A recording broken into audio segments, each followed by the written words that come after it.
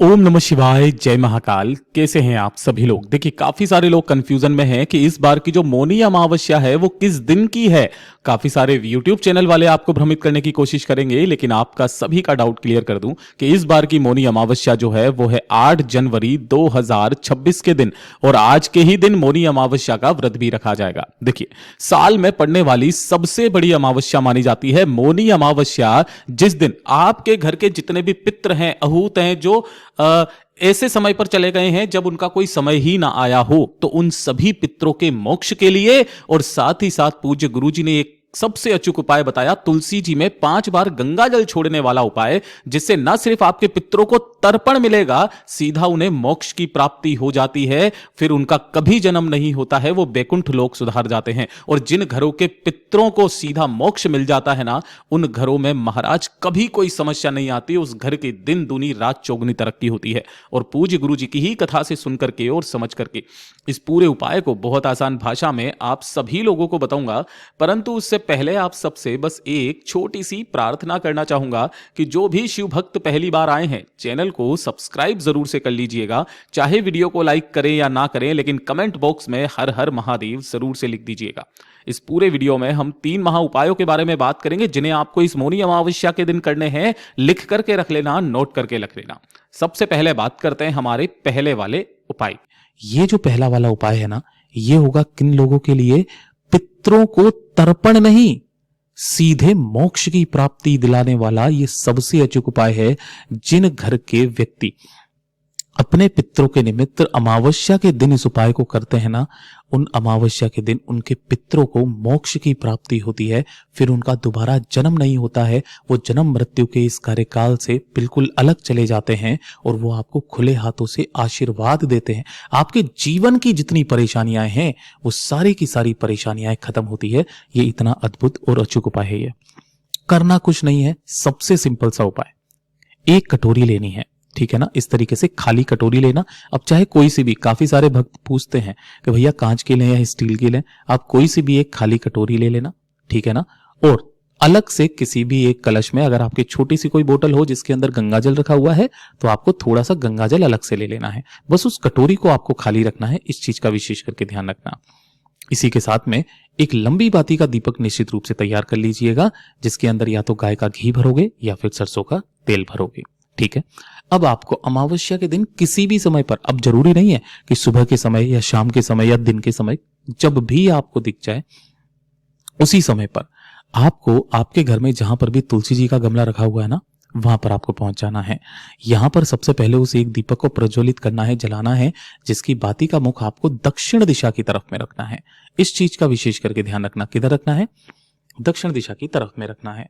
अब यहां पर रख देने के पश्चात अब सबसे पहले आपको करना क्या है कि आपको अपने दाहिने हाथ में थोड़ा सा गंगा जल लेना है, और हां, एक कटोरी जो आपने ली है उसे भी तुलसी जी के गमले के ऊपर ही रख देना। अब आपको क्या करना है, थोड़ा सा गंगा जल अपने दाहिने हाथ में लेना है, अपना नाम बोलना है, अपना गोत्र बोलना है, और बोल करके अपने पितरों से कामना करके यहां पर इस कटोरी में आपको छोड़ना है। तुलसी जी में नहीं छोड़ना है, कटोरी के अंदर आपको छोड़ना है। फिर से वापस थोड़ा सा गंगा जल अपने दाहिने हाथ की हथेली में लेना है, फिर से वापस अपना नाम और गोत्र बोलना है, और फिर से वापस आपको संपूर्ण गंगा जल इस कटोरी के अंदर छोड़ देना है। कितनी बार? 7 बार। 7 बार ही आपको अपना नाम और गोत्र बोल करके उस गंगा जल को कटोरी के अंदर छोड़ते चले जाना है। बस इतना सा काम करना है, ढोक देना है, चले जाना है। शाम के समय या रात्रि के समय आपको क्या करना है कि ये जो कटोरी के अंदर आपने गंगा जल भरा है, यानी कि यहां पर रखा हुआ है, इस गंगा जल को तुलसी जी में नहीं, इसको लेकर के जाना है, और आपके घर के आसपास जो भी कोई बेलपत्र का पेड़ हो या पीपल का पेड़ हो या वट वृक्ष हो, आपके घर में भी कहीं पर है, तो उसके अंदर जाकर के संपूर्ण गंगा जल को आपको अपने पितरों की कामना करके छोड़ देना है। अब एक चीज का विशेष करके ध्यान रखना, जब भी आप यहां पर इस गंगा जल को कटोरी में छोड़ोगे, काशी विश्वनाथ महादेव का स्मरण करके छोड़ोगे। इस चीज का नाम याद रखना, काशी विश्वनाथ महादेव का। पूज्य गुरु जी ने कहा कि आपके कुल के दूर दूर के जितने भी पितर हैं ना, उन सभी पितरों को महाराज मोक्ष की प्राप्ति होती है। खुले हाथों से आशीर्वाद लौटाते हैं, आपके जीवन की बड़ी से बड़ी समस्याएं टल जाती है। पूज्य गुरु जी का बहुत अद्भुत और अचूक उपाय है, जरूर से कर ही लीजिएगा। बात करते हैं दूसरे वाले उपाय की। दूसरा वाला उपाय खास करके तब है जब आपके घर में धन की हानि हो रही हो, है ना? यानी कि अनावश्यक खर्चे आपके परिवार में बहुत ज्यादा हो रहे हैं, पैसा कहीं से बिल्कुल बचता नहीं है, कोई व्यापार, दुकान, फैक्ट्री आपने चला करके रखी है, ग्राहक नहीं आ रहे हैं, घाटे में जा रहा है, धन को लेकर के समस्याएं घर में बन रही है। एक छोटा सा काम अपने पितरों से कामना करके करना। गुरुदेव ने कहा था, एक लोटा शुद्ध जल अपने घर का लेना है तांबे के कलश में, इसके अंदर थोड़ा सा मिला लेना है आपको गंगा जल, और साथ ही साथ आपको लेनी है एक बेलपत्र जो कहीं से भी खंडित कटी फटी ना हो। नहीं मिलती है, महादेव जी की शिवलिंग से उठा लेना, धोकर के काम में ले लेना।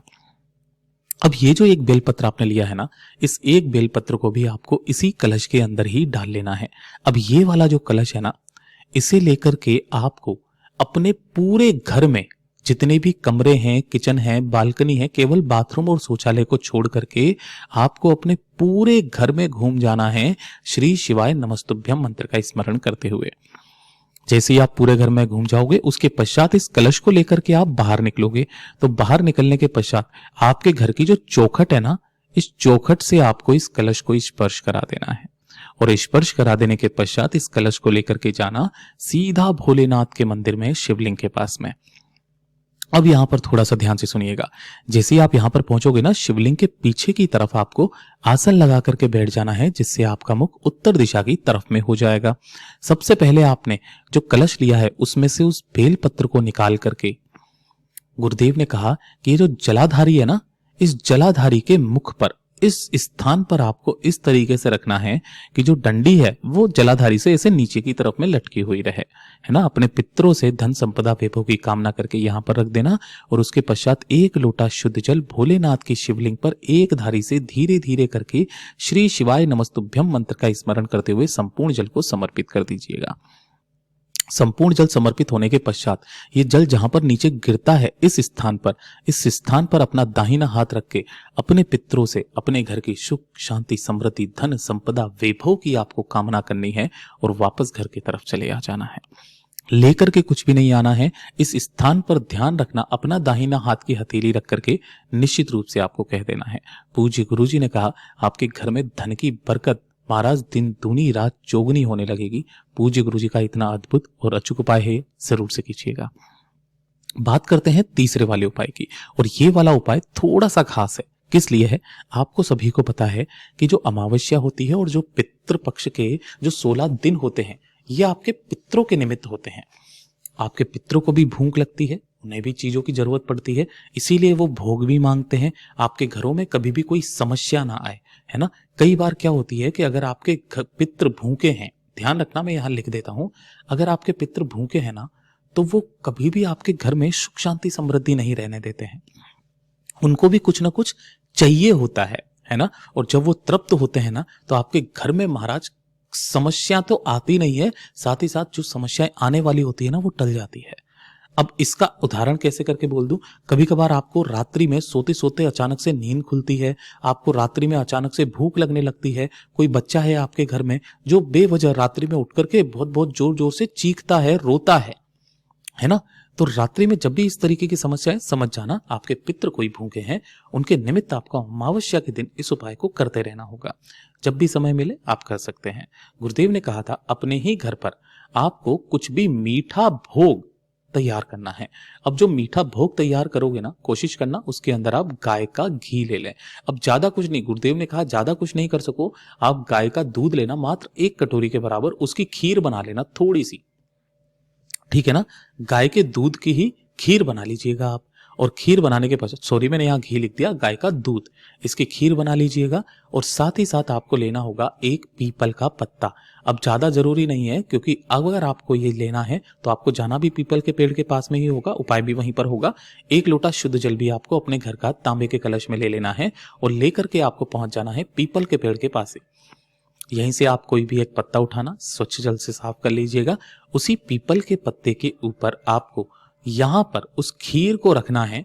अपने दोनों हाथों में इस पीपल के पत्ते को रख करके आपको अपने पितरों से कामना करनी है कि जो भी मेरे कुल के, मेरे घर के पितृ देवता हैं, इस भोग को स्वीकार कीजिए, हमें आशीर्वाद दीजिए, हमारे घर में, हमारे कुटुंब में जो भी समस्याएं आ रही है उन समस्याओं की काट कीजिए। हमारा परिवार सदैव बढ़ता रहे, कुल की वृद्धि बढ़ती रहे, संपदा बढ़ती रहे, ऐसा आशीर्वाद देकर के इस भोग को स्वीकार कीजिए। आपको फिर उसी पत्ते को यहीं पर आपको रख देना है। 2 मिनट के पश्चात जो जल लिया है उस जल को भी आपको इसी के पास में यहाँ पर अपने पितरों से आह्वान करके यहाँ पर छोड़ देना है।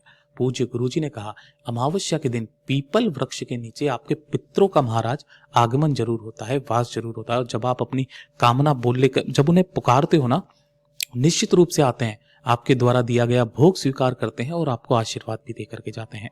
पूज्य गुरुजी के सभी उपाय बहुत ही ज्यादा खास और अद्भुत जरूर कीजिएगा। वीडियो पसंद आए तो लाइक करना, चैनल को सब्सक्राइब जरूर कीजिएगा।